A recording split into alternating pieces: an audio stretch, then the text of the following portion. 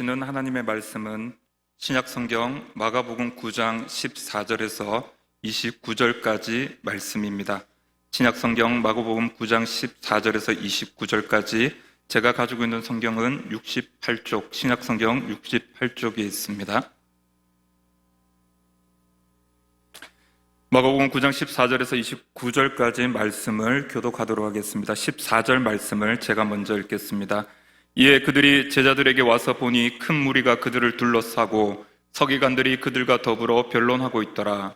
온 무리가 그 예수를 보고 매우 놀라며 달려와 문안하거늘 예수께서 물으시되 너희가 무엇을 그들과 변론하느냐? 무리 중에 하나가 대답하되 선생님, 말 못하게 귀신 들린 내 아들을 선생님께 데려왔나이다. 귀신이 어디서든지 그를 잡으면 거꾸러져 거품을 흘리며 이를 갈며 그리고 팔이 해지는지라. 내가 선생님의 제자들에게 내쫓아 달라 하였으나 그들이 능히 하지 못하더이다. 대답하여 이르시되 믿음이 없는 세대여, 내가 얼마나 너희와 함께 있으며 얼마나 너희에게 참으리요. 그를 내게로 데려오라 하시매 이에 데리고 오니 귀신이 예수를 보고 곧 그 아이로 심히 경련을 일으키게 하는지라. 그가 땅에 엎드려져 구르며 거품을 흘리더라. 예수께서 그 아버지에게 물으시되 언제부터 이렇게 되었느냐 하시니 이르되 어릴 때부터니이다. 귀신이 그를 죽이려고 불과 물에 자주 던졌나이다. 그러나 무엇을 하실 수 있거든 우리를 불쌍히 여기사 도와주옵소서. 예수께서 이르시되 할 수 있거든이 무슨 말이냐. 믿는 자에게는 능히 하지 못할 일이 없느니라 하시니 곧 그 아이의 아버지가 소리를 질러 이르되 내가 믿나이다. 나의 믿음 없는 것을 도와주소서 하더라. 예수께서 무리가 달려와 모이는 것을 보시고 그 더러운 귀신을 꾸짖어 이르시되 말 못하고 못 듣는 귀신아, 내가 내게 명하노니 그 아이에게서 나오고 다시 들어가지 말라 하시매 귀신이 소리 지르며 아이로 심히 경련을 일으키게 하고 나가니 그 아이가 죽은 것 같이 되어 많은 사람이 말하기를 죽었다 하나. 예수께서 그 손을 잡아 일으키시니 이에 일어서니라. 집에 들어가심에 제자들이 조용히 묻자오되 우리는 어찌하여 능히 그 귀신을 쫓아내지 못하였나이까? 이르시되 기도 외에 다른 것으로는 이런 종류가 나갈 수 없느니라 하시니라. 네, 오늘 날씨가 많이 덥습니다. 이렇게 이제 몇 주가 지나고 나면 이제 금방 여름이 올 것 같아요. 지금은 거의 사라졌지만 제가 대학을 다닐 쯤에는 여름 방학이 시작되면 학예 봉사, 농활 이런 행사들이 많았습니다. 일단 농촌에 가서 한 주 정도 농촌 봉사 활동을 해야 진정한 여름을 보낸 것 같은 그런 느낌이 들었거든요. 제가 다니던 교회의 청년부도 여름 한 주간을 농촌에 있는 교회를 방문해서 학예 봉사를 다녀왔습니다. 서부 경남 지역인 진주를 중심으로 해서 약 한 100여 명의 청년들이 5개의 교회로 흩어져서 목사님을 돕고 또 농촌 봉사활동과 마을 전도 또 여름 성경학교 등을 섬겼습니다. 당시는 교회의 청년들이 다 이렇게 알아서 하는 그런 구조였습니다. 담당 목사님께서 이렇게 몽골로 단기 선교를 떠난 상태여서 청년부 선배들이 이 학예 봉사를 준비했거든요. 군대를 다녀온 예비역들이 많으니까 행사 준비가 일사천리로 진행이 되더라고요. 학예 봉사를 위해서 청년들이 세일에 특별 새벽 기도회 그걸 또 진행을 했어요. 멀리서 오는 친구들을 위해서 새벽 3시부터 차량 운행을 시작을 하고요. 또 새벽 기도회가 마치고 나서도 각 교회 팀장들이 모여가지고 매일 의논을 했습니다. 준비 과정 하나하나가 너무 완벽한 거예요. 그리고 그 해가 5번째 사역이었거든요. 처음 그 사역을 시작을 할 때 5년간 같은 교회를 들어가겠다. 그렇게 저희들 계획을 하고 매년 같은 곳을 5번 들어간 거예요. 이제는 동네 지리도 잘 알고 있고요. 어느 마을에 어느 지역에 가면 어떤 할머니가 살고 계신다. 또 그 집에 어떤 아이들이 있다. 그것도 다 알고 있어요. 경험이라는 게 정말 큰 힘을 발휘하더라고요. 아, 그래. 이번 학예 봉사는 반드시 디비지는 역사가 일어난다. 그런 확신이 가득했습니다. 마지막 팀장 회의 시간에 한 교회의 팀장이 물었습니다. 그런데 비가 오면 어떡하지? 아무도 의심하지 않았던 것을 그 친구가 물었어요. 저는 그 친구에게 자신 있게 말했습니다. 아니, 그런 믿음 없는 소리가 어딨노? 우리가 이렇게 준비했으면 당연히 비가 안 오지. 애들한테 절대로 우산 챙기지 말라고 해라. 예, 불안하시죠? 야, 그 말을 얼마나 잘 듣는지 약 100여 명이 넘는 청년들이요, 우산을 아무도 안 챙겼어요. 결과는 어땠을까요? 출발하는 아침에는 비가 오지 않았습니다. 그런데요, 버스를 타고 출발을 하는데 그 시간부터 비가 조금씩 내리기 시작하더니 고속도로 진입을 하고 나서는요, 도로 위에 비를 그냥 이게 양동이로 쏟아 붓는 것처럼 그러는 게 눈에 보이는 거예요. 예, 학예봉사 한 주간 내내 비가 내렸습니다. 우산 챙기지 말라고 했잖아요. 우산 하나, 비옷 하나가 없는 거예요. 열심히 준비했거든요. 뭐가 문제였을까요? 너무나 완벽한 계획, 너무나 완벽한 준비, 그게 완전한 실패가 되어버린 겁니다. 하나님을 의지한 것이 아니라 계획을 의지했고 열심히 공들여 준비한 시스템을 의지한 것이죠. 모든 것이 완벽해도 그곳에 하나님이 함께 하지 않으면 모든 것이 다 허사가 된다는 것을 그때는 몰랐습니다. 우리의 문제를 깨달았어요. 팀장들이 급하게 모였어요. 기도하기 시작했어요. 어떻게 됐을까요? 예, 그렇다고 비가 그치지는 않더라고요. 하지만 그럼에도 마지막에는 은혜 가운데 사역을 마칠 수가 있었습니다. 여러분, 오늘 본문은 주님께서 변화산으로 올라가신 그때에 남겨진 제자들에게 일어났던 사건을 기록하고 있어요. 우리가 함께 읽은 본문의 말씀 앞단락에는 유명한 변화산 사건이 기록이 되어 있거든요. 예수님께서 베드로와 야고보 그리고 요한을 데리고 이 산으로 올라가셨습니다. 그곳에서 예수님은 구약을 대표하는 두 사람인 모세와 엘리야를 만나셨어요. 그 순간 예수님은 허름한 옷차림이 아니라 영광스러운 하나님의 아들로 변하셨습니다. 우리가 이 산을 변화산으로 부르는 이유입니다. 예수님께서 영광의 하나님으로 변하셨던 거예요. 이때 베드로와 요한, 야고보의 마음이 어떠했을까요? 선생님, 여기 있는 것이 좋사오니 우리가 초막셋을 짓되 하나는 주를 위하여, 하나는 모세를 위하여, 하나는 엘리야를 위해 하겠습니다. 너무 좋았다는 거예요. 우리 여기에 있읍시다. 우리 여기에 계속 있으시다. 베드로와 야고보와 요한에게는 모든 순간이 영광스러웠을 겁니다. 그런데요, 산 아래에 있던 제자들에게는 한바탕 난리가 일어난 거예요.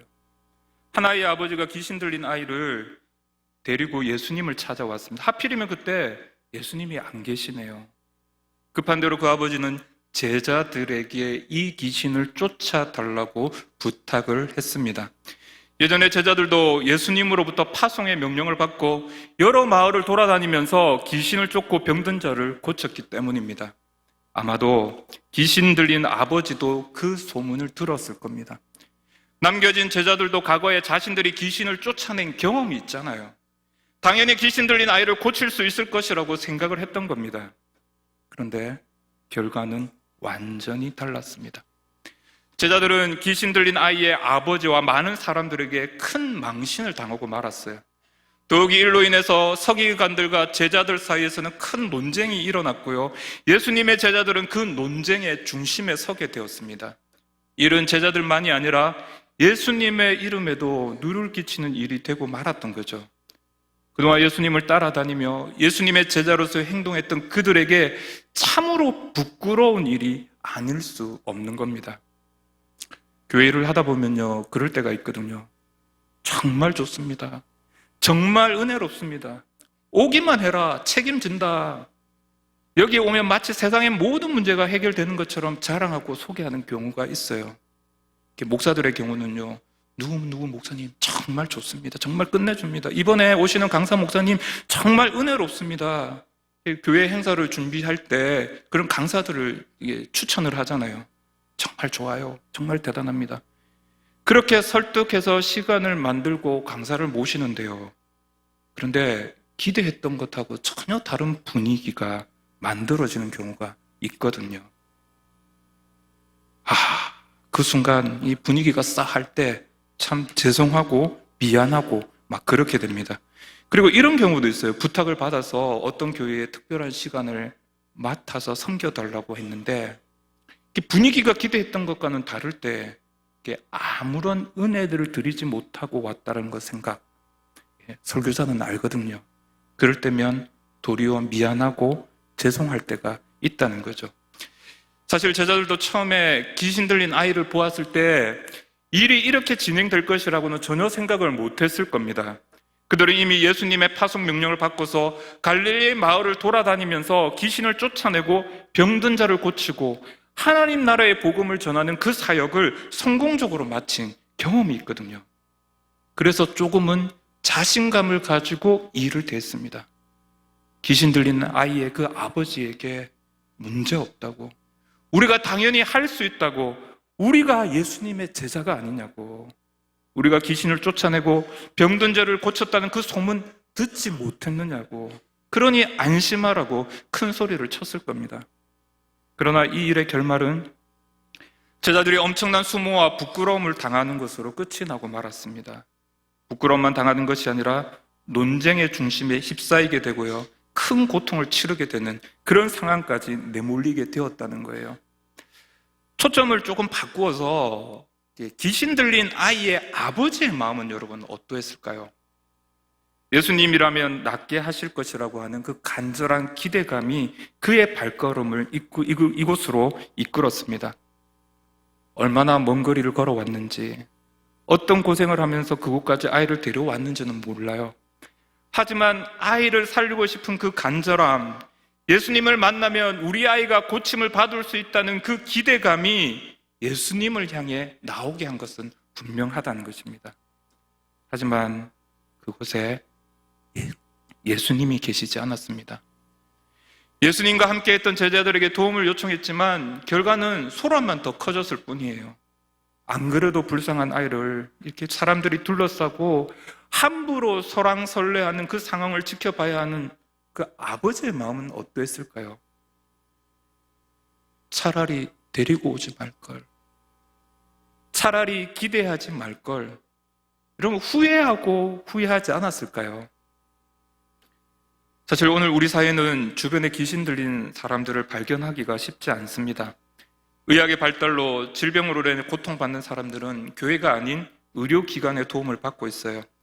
여러 가지 의학 기술이 완전하지는 않지만 그래도 예전보다는 훨씬 편안하고 편리한 삶을 살도록 그렇게 만들어주고 있습니다.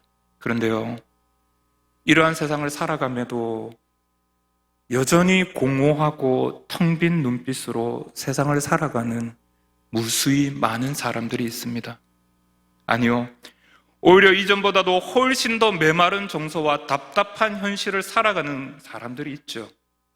치열한 경쟁에 내쫓기며 삶의 의미를 잃어버리고 살아가는 사람들, 삶의 소중함, 기쁨과 감사, 충만한 은혜를 전혀 경험하지 못하고 살아가는 사람들이 있다는 것입니다. 하나님의 존귀한 형상을 잃어버린 인생들, 사실은 그 누구보다도 예수님이 필요한 사람들입니다. 예수님을 통해서만 그 잃어버린 삶의 의미와 가치, 그리고 그 무엇으로도 바꿀 수 없는 영적인 생명을 회복할 수가 있는 것이죠. 하지만 정말 안타까운 것은 무엇인지 아십니까?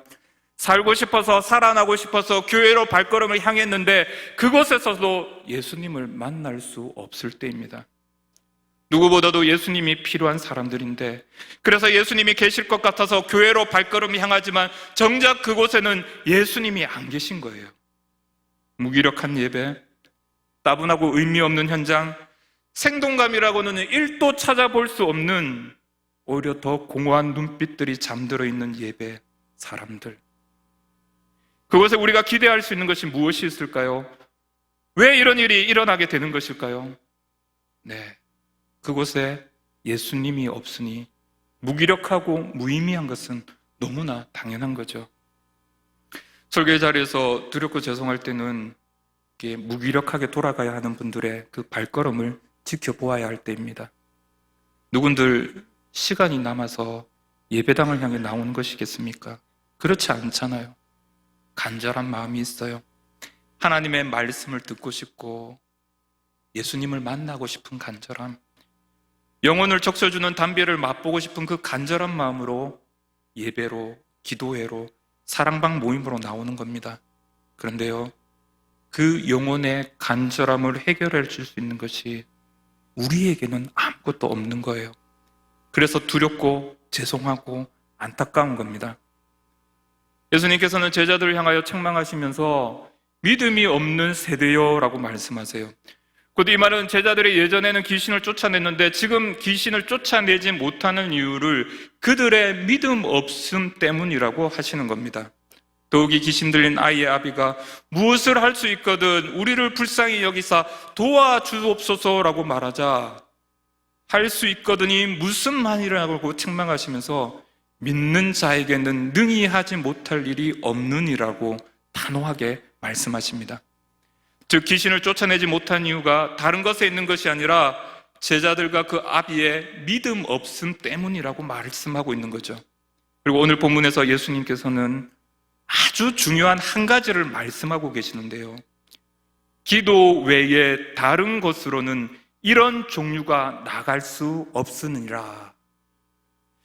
사랑하는 성도 여러분, 오늘 본문에서 예수님의 제자들이 실패한 이유가 무엇일까요? 그것은 바로 그들의 믿음 없음과 기도하지 않음 때문입니다. 믿음이 없었기에 기도하지 않았고 기도하지 않았기에 전혀 능력이 나타날 수 없는 겁니다. 그들은 기도하기보다는 자신들의 경험을 의지하였습니다. 자신들의 경험을 의지하였다는 것은 바로 자기 자신을 의지했다는 겁니다. 내가 해보았다. 과거에 했었다. 예전에 해왔던 일이기 때문에 나는 잘 할 수 있다. 그리고는 기도하지 않고 더 이상 주의 이름을 의지하지 않게 되는 겁니다. 사역의 현장에서 우리가 실패하는 이유가 무엇일까요? 바로 우리가 과거의 어떤 경험을 의지하고 우리 자신을 믿을 때에 우리는 반드시 실패할 수밖에 없습니다. 내가 할 수 있는 일이라고 자신만만할 때 우리는 더 이상 주님을 의지하지 않고 더 이상 기도하지 않습니다. 우리의 사역 현장에 예수님이 함께 할 수 있는 틈이 전혀 없게 되는 것입니다. 우리가 예수님의 능력을 구하지 않고 예수님의 함께 하심을 기도하지 않기에 그곳에 예수님이 계시지 않는 것, 그리고 아무런 역사도 아무런 은혜도 아무런 회복도 일어나지 않는 것은 너무나 당연하다는 것이죠. 무미건조한 사역 현장, 아무런 감동도 은혜도 기쁨도 없는 이유, 답은 간단합니다. 그곳에 예수님이 없기 때문입니다. 왜 예수님이 없는 것일까요?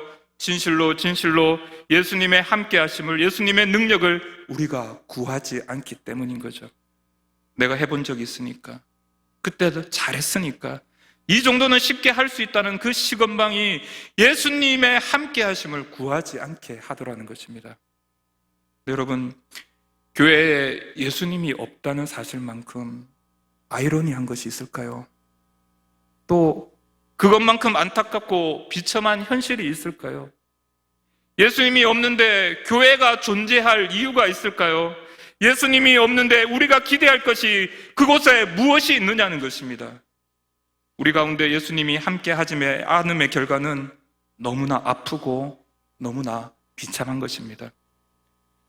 처음 설교를 했던 자리를 기억하고 있습니다. 오직 하나님의 은혜가 아니면 할 수 없다는 것을 알기에 하나님께서 처음부터 끝까지 함께 해달라고 간절히 기도할 수밖에 없었습니다. 그리고 설교를 끝냈습니다. 하나님의 은혜라고 밖에는 설명할 수 없는 그런 순간이었습니다. 그런데요, 그 간절함이 오래 가지 않더라고요. 몇 번 해보고는 할 수 있다는 자신감이 생기고 건방짐도 생기더라고요. 그리고 그곳에 예수님이 함께 할 수 있는 자리는 한 자리도 없어요. 결과는 당연합니다. 부끄러움과 죄송함, 그리고 당황스러움입니다. 아니, 전에는 잘했는데, 잘할 수 있었는데 그러나 그 순간에 깨닫게 됩니다. 그게 본래 내 모습이라는 것을요. 예수님이 함께하지 않는 그때의 모습이 바로 나의 원래 모습이라는 거예요. 부끄럽고 미안하고 당황스러운 내 모습인 것입니다. 그렇습니다. 예수님의 함께하심의 결과라고 생각하지 못했던 것이죠. 예수님의 능력이 함께하지 않고서는 아무것도 할 수 없다는 사실을 망각할 때, 나 혼자도 잘할 수 있다는 자신감, 내가 가지고 있는 능력만으로도 할 수 있다는 생각이 들 때가 있는데, 그때가 바로 실패하게 된다는 겁니다. 처음에 교사가 되어서 반을 맡을 때는요, 아이들과 함께하는 그 한 시간을 위해서 얼마나 열심히 기도하는지 모릅니다. 그런데 시간이 지나면서 어느 정도의 기술과 노하우가 쌓이면 여러분 어떻게 될까요? 자신의 경험을 의지하게 되고 자신의 스킬을 믿게 됩니다. 아, 이번 주는 많이 바빴네. 성경 공부 공과를 미리 볼 시간도 없었네. 아, 다행이다. 내일 본문은 내가 잘 아는 말씀이잖아. 설교도 많이 들었고 사랑방 보면서도 나눴고, 아, 내일 아이들 이렇게 가르치면 되겠다. 그리고 간식 주면 되지 뭐. 간단한 일이니까, 늘 해왔던 일이니까 그냥 그렇게 하면 됩니다. 속된 말로요, 짬밥이 있으니까. 아이들 상대로 그 정도는 아주 식은 죽 먹기일 수 있는 거죠. 그리고 아무런 탈 없이 잘 끝냈어요. 아이들도 우리 선생님이 아무런 준비를 하지 않았는지 아이들도 전혀 눈치를 채지 못했습니다. 다행이다. 그런데요, 그 선생님도 눈치채지 못하기는 마찬가지였습니다. 그곳에 예수님이 함께하지 않았다는 것을요. 사역의 현장에서 기도하지 않아도 처음에는 별다른 일이 일어나지 않을 수 있습니다. 해왔던 경험이 있으니까. 예, 그 경력, 그 스킬이 큰 힘을 발휘할 때가 있습니다. 그런데요, 그러면 망하는 것입니다. 예수님이 없는 교회, 예수님이 없는 사역 현장, 그건 존재할 의미가 없는 것입니다. 그런데 아무도 눈치채지 못합니다. 예수님이 없다는 사실을요. 예수님을 간절히 찾고 있는 사람 외에는 아무도 모르는 거예요. 왜? 예수님이 필요 없었으니까. 그래서 기도하지 않았으니까. 사랑하는 성도 여러분, 우리의 사역 현장은 어떠합니까? 여러분이 섬기고 있는 그 현장은 어떠합니까? 지금 예수님이 여러분과 함께하고 있습니까? 예수님이 그곳에 계시는가요? 아니, 부활하신 예수님이 지금 어떻게 우리 여기에 계실 수 있습니까? 예수님께서 말씀하십니다. 기도 외에 다른 것으로는 이런 종류가 나갈 수 없느니라. 중요한 것은 우리가 살아가는 이 시대, 사람들은 교회를 조롱하고 비방해도요, 여전히 수많은 사람들을 자신의 삶을 구원해 줄 무언가를 찾고 있습니다. 하지만 예수님이 아니고서는 아무것도 우리의 인생을 구원해 줄 것은 없습니다. 교회가 필요한 이유, 우리가 여기에 존재한 이유가 무엇일까요? 바로 예수님이 계시면 살 수 있기 때문입니다. 예수님이 함께 하시면 우리의 모든 것이 고침을 받고 새로워지고 생명을 얻기 때문에 그렇습니다. 다른 것이 우리를 변화시킬 수 없습니다. 화려한 건물도 멋진 프로그램도 다채로운 사역도 예수님이 함께 하지 않으면 아무런 의미가 없는 거예요. 우리 교회의 사랑방 사역도 주일학교도 그렇습니다. 맛있는 간식이 아니라, 예쁘고 세련된 공간이 아니라, 투박하고 별다른 것이 없어도 그곳에 예수님만 함께 하신다면 그곳이 바로 하늘나라, 하나님의 나라가 되는 것입니다. 사랑하는 성도 여러분, 우리 교회 사역 현장에 예수님이 함께 하시기를 기도하는 여러분들 되시기를 바랍니다. 우리의 경험과 우리의 능력이 아니라 예수님의 은혜와 능력이 함께 하심으로 사람들이 참된 치유와 회복을 경험할 수 있기를 간구하시기를 바랍니다. 그리고 예수님이 함께 하실 때 우리의 모임, 우리의 사역 현장은 이 세상이 제공할 수 없는 영원한 생명, 참된 기쁨과 은혜를 공급하게 될 줄 믿습니다. 그것이 바로 우리 교회가 이 대구의 남구의 봉독동에 존재하는 이유입니다. 이제는 많은 분들이 알고 계시라고 생각이 됩니다. 저는 지난 3월부터 주중에는 경기도 고양시에 있는 에스라 성경대학원 대학교에서 공부를 하고 있습니다. 생각보다 많은 분들이 주보 칼럼을 안 보시더라고요. 한두 분이 얘기하신 게 아니라 가지고 주중에 제가 학교에서 수업을 듣고 있다는 것을 모르고 이렇게 전화를 하시는 분들이 더러 계세요. 또 알고 계셔도 또 갑작스럽게 전화를 할 때면 이렇게 전화를 하게 되잖아요. 근데 수업 시간이면 제가 이게 전화를 끊을 수밖에 없거든요. 저한테 전화했는데 그냥 끊겼다. 그럼 제가 여러분이 싫어서 미워해서가 아니라 수업 중이거나 모임 중이라는 것을 이해해 주시면 감사하겠습니다. 가끔씩 제가 경기도 고향에 가 있는 것을 알고 성도님들이 더러 물어요. 목사님, 거기서 뭐 해요? 네, 성경 배우고 있습니다. 그러면 아니 아직도 배울 게 있습니까? 그래요. 네, 아직도가 아니라 왜 이제 배웠을까? 지금이라도 기회를 주신 하나님께 그리고 교회와 성도님들께 감사한 마음입니다. 왜 이 중요한 것을 신학대학원을 다닐 때는 배우지 못했을까? 그런 생각도 들어요. 그때는 뭐가 중요한지 사실 뭐가 뭔지도 모르고 시키는 대로만 하고 당장 눈앞에 떨어진 발등에 떨어진 불끄기가 바빴던 것 같아요. 사실 어떻게 지냈는지도 모를 정도로 정신없는 시간을 보냈거든요. 그래서 신학대학원 3년의 시간 제대로 공부하지 못했던 것도 사실입니다. 가만히 되돌아보니까 제가 신학대학원을 입학한 지도 약 20년이 다 되어 가더라고요. 처음에는 사실 무언가를 이렇게 배운다는 마음보다는요, 그래, 쉴 수 있겠구나, 그런 생각도 조금 있었습니다. 시간표를 보니까 오전 6시 30분부터 말씀 묵상으로 하루 일과가 시작이 돼요. 근데 오후에는 별 다른 게 없고 개인 연구 이렇게 되어 있더라고요. 그래, 여기다. 바로 이거지. 이렇게 좋은 것이 있구나. 그런데 입학식을 하고 3월 한 달을 보내는데 속았다 싶었습니다. 개인 연구가 제가 생각하는 그 개인 연구가 아니더라고요. 자세한 내용은 지난번 칼럼을 참고해 주시기 바랍니다. 근데 참 감사합니다. 말씀을 배울 수 있어서 감사합니다. 하나님의 말씀을 듣고 깨달을 수 있어서 감사합니다. 세상에 이것보다 귀하고 이것보다 중요한 게 어디 있을까 싶습니다. 매일 수업이 마치면요, 한동안 자리를 떠나지를 못해요. 제 마음에 감동이 남아 있었어요. 그런데 가장 은혜가 되는 것이 무엇인지 아십니까? 말씀을 듣는데, 말씀을 배우는데 그 말씀이 저로 하여금 기도의 자리로 나아가게 한다는 것입니다. 말씀을 알면 알수록, 말씀의 자리에 들어가면 들어갈수록 기도하지 않고서는 견딜 수가 없는 거예요. 그래, 내가 놓치고 있었던 것이 이것이구나. 어쩌면 학교에서 과제를 해내고 학교가 요구하는 것을 이루는 것보다 내게 지금 더 중요한 것은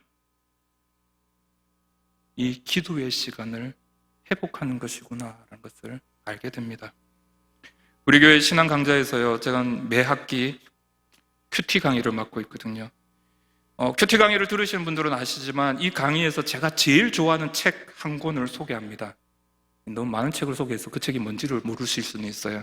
근데 제가 제일 좋아하는 책 한 권이 있어요. 로렌스 형제의 하나님의 임재 연습이라는 책인데요. 로렌스 형제는 유럽의 한 수도원에서 잡일을 하는 수도사입니다. 그는 주방에서 요리도 하고요, 또 구두수선이나 여러 가지 잡일을 하면서 생활을 했어요. 우리는 대개 수도사라고 하면 하루 종일 이른 새벽부터 밤늦게까지 조용하게 기도하고 말씀 묵상하고 그렇게 하는 것이 주된 생활이라고 생각을 하는데, 또 그게 가치 있는 일이라고 우리는 생각을 하잖아요. 근데 로렌스 형제는 그게 아니라 수도원의 허드렛 일, 설거지, 요리, 구두수선, 회계 일을 맡으면서요, 하나님의 임재 안에서 주님과 함께 동행하는 삶을 살았다는 겁니다.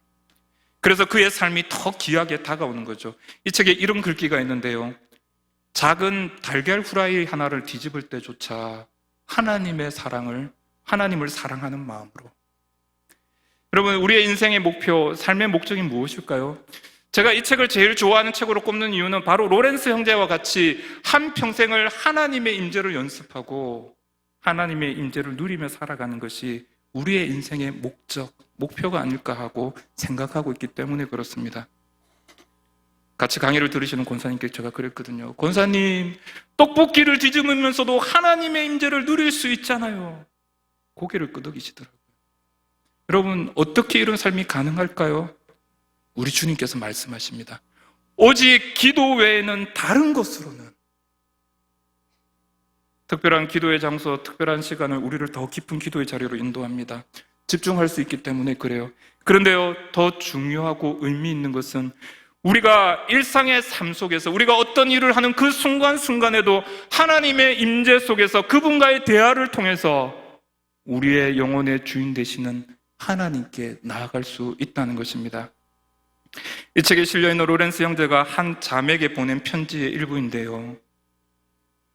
하나님의 임재 속에 거한다는 것은 꼭 교회 안에 머물러 있는 것만을 뜻하지 않습니다. 우리는 우리 마음을 예배의 초소로 만들 수 있습니다. 그리하여 원할 때면 언제든지 그리로 나아가 하나님께 은밀하게 말씀을 드리는 것입니다. 그러한 대화는 참으로 다정하고 부드러운 대화가 될 수 있으며 또 누구라도 그것을 누릴 수가 있습니다. 그러니 지금 시작하지 못할 이유가 없습니다. 순간순간 자매님의 마음을 그분 앞에 쏟아 놓으십시오. 무슨 규칙이나 특별한 헌신의 양식으로 하나님을 향한 자매의 사랑을 제한하지 마십시오. 말씀을 맺겠습니다. 제자들이 귀신 들린 아이를 고칠 수 없었던 이유는 예수님을 의지한 것이 아니라 자신의 경험을 의지했기 때문입니다.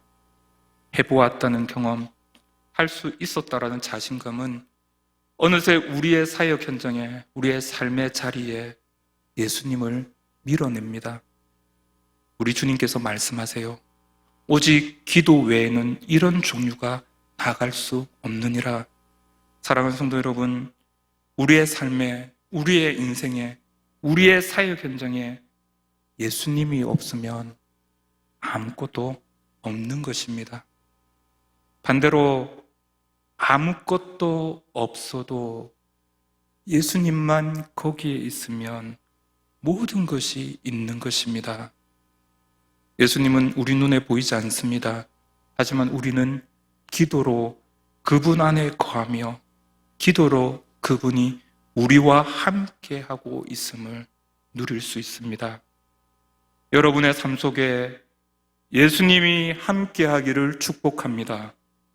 여러분이 섬기고 있는 사역 현장에 예수님의 능력이 함께하기를 원합니다. 여러분의 가정에, 여러분의 일터에, 여러분의 사업장에 예수님이 함께하는 은혜가 있기를 우리 주님의 이름으로 축복합니다. 거룩한 하나님, 부족하고 연약한 저희들이 주의 말씀을 듣습니다. 우리의 일상의 삶 속에 우리와 함께하여 주시옵소서. 주님, 주와 함께 동행하는 기쁨을 누리는 저희들 되게 하여 주시옵소서. 우리 주님 계신 그곳, 그 어디나 하늘나라가 되는 경험하는 주님, 우리 성도들 되게 하여 주시옵소서. 우리 성도들의 가정과 일터와 사업장을 주님 축복하여 주시옵소서. 그곳에 우리를 홀로 내버려 두지 마시고 주님 함께하여 주시옵소서. 우리의 모든 것이 되어 주시옵소서. 예수님의 이름으로 기도합니다.